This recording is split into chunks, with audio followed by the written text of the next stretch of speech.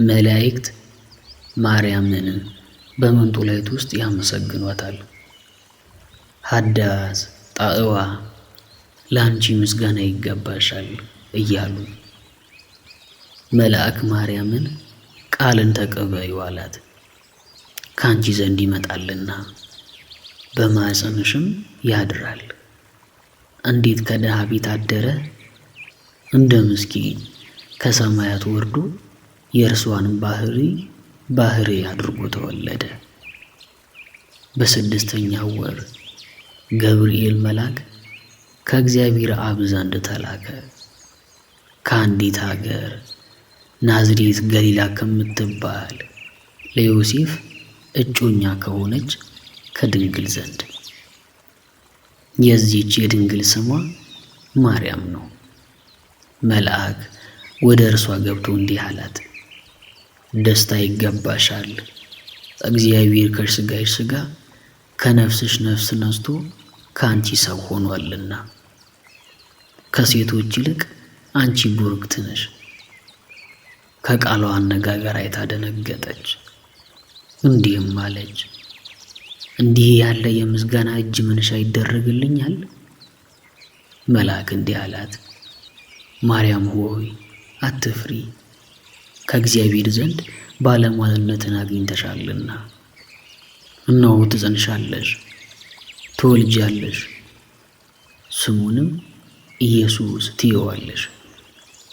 እርሱም ታላቅ የእግዚአብሔር ልጅ ይባላል።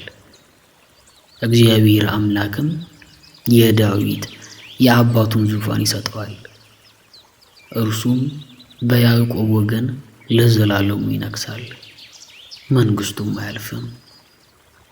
ማርያምም መልአኩን እንዲህ አለችው፣ ይህ ነገር እንደምን ይሆንልኛል? እንዘ ኢየአምር ብእሴ።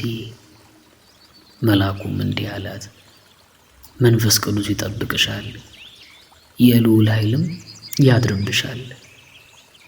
ይህ የሚወለደው ከሦስቱ ቅዱስ አንዱ ቅዱስ ነው። እነሆ ኤልሳቤጥ ከአንቺ ወገን የምትሆን ከሸመገለች ካረጀች በኋላ ጸነሰች፣ ልጅም አገኘች። እነሆ ይህ 6 ወር ሆነ። መካን ሲሏት ለእግዚአብሔር የሚሳነው ነገር የለምና። ማርያምን መልአኩን እንደ ቃል ይደረግልኝ፣ እኔ ለእግዚአብሔር ባሪያው ነኝ አለችው። መልአኩ ገብርኤል ማርያም ድንግል ለአንቺ ክብር ምስጋና ይገባሻል አላት። ወላዲተ አምላክ ምስጋና ይገባሻል፣ ቅድስት ነሽና ምስጋና ይገባሻል። የመለኮት ማደሪያ ነሽና ምስጋና ይገባሻል። የተሸለመች ድንኳን ነሽና ምስጋና ይገባሻል። የመላእክት እህት የሕዝቡ ሁሉ እናት ነሽና ምስጋና ይገባሻል። የሁሉ እመቤት ማርያም ምስጋና ይገባሻል።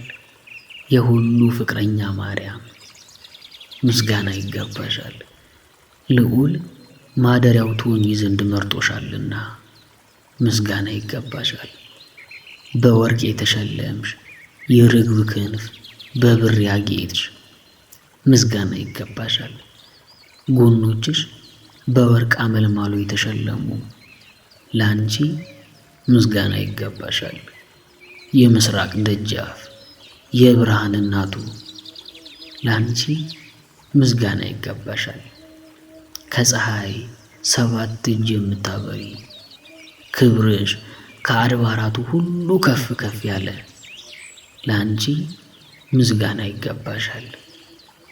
ማርያም ሆይ ከተመረጡ የተመረጥሽ ከተከበሩ የተከበርሽ ለአንቺ ምስጋና ይገባሻል። ከጌታችን ከመድኃኒታችን ከኢየሱስ ክርስቶስ ዘንድ ለምኝልን ያድነን ዘንድ በአባቱ ምስጋና ከቅዱሳን መላእክቶቹ ጋር በመጣ ጊዜ ጻድቃንን በቀኙ ኃጥአንን በግራው ባቆመ ጊዜ እኛን ከሰማዕቱ እስጢፋኖስ ከመጥምቁ ዮሐንስ ጋር ከሁሉ ቅዱሳን ከሰማዕታት ጋር ያቆመን ዘንድ ለምኝልን። ለዓለም ዓለም አሜን። ለዘላለሙ ይቅር ይበለን።